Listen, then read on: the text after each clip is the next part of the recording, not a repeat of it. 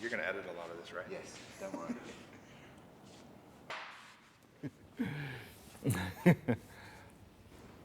Am I supposed to be looking at you? Ready? I'm Casey Ketterhagen, lead stylist on the new 2012 Softail Slim.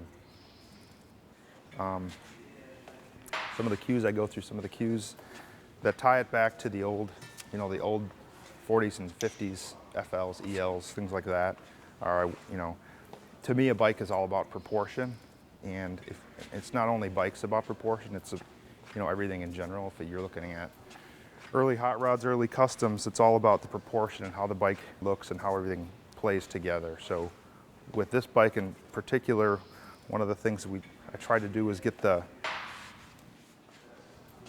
bike back narrow again in the back, so that the motor looked proportionately big, looks big in the frame.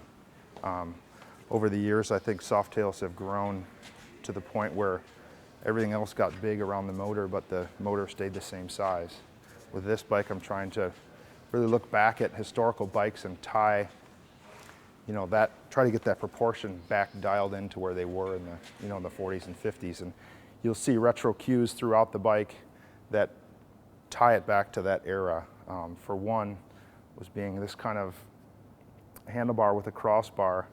The early Harleys, they were called Hollywood handlebars, and that was an aftermarket bar. I'm not really too sure on the whole history, but I think it was a bar that allowed people to put attach accessories to it. A lot of the early, police bikes and stuff like that, they'd attach lights and different types of things, but that crossbar was basically the same diameter as this bar, which on this one was inspired by more of like a dirt bike bar or a BMX, even like a 90s BMX bar, just to give you a different look from a rider's perspective. Some of the other cues that date back to retro or kind of this cat eye style console. This isn't a new part for us, but it's a part that fits really well on this bike. A real minimal tank strap is new with kind of formed shape, real simple and clean, and that brings your eye right to the seat, which is the same texture on the outside.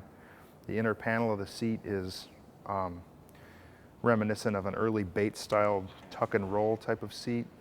It just gives it a really custom look for an OE seat. It really looks custom. The biggest part of the bike for me, paint-wise, is usually the tank. That's the billboard of the bike here. Here you have this forged aluminum medallion on the tank, on the sweet spot of the tank. Real simple.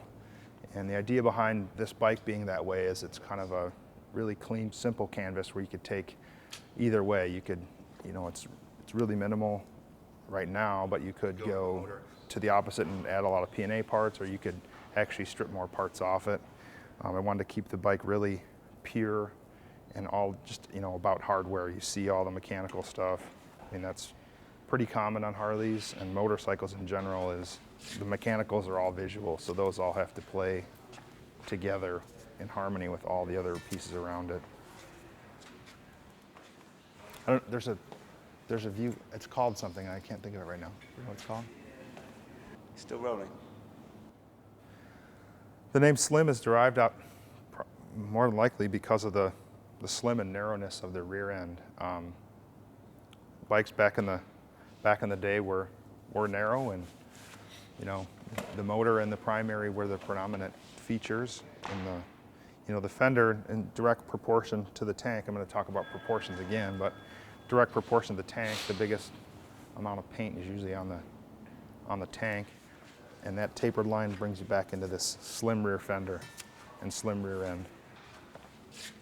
Together, all the proportions really kind of make the 2012 Softail Slim a simple, small, easy, nimble bike to ride.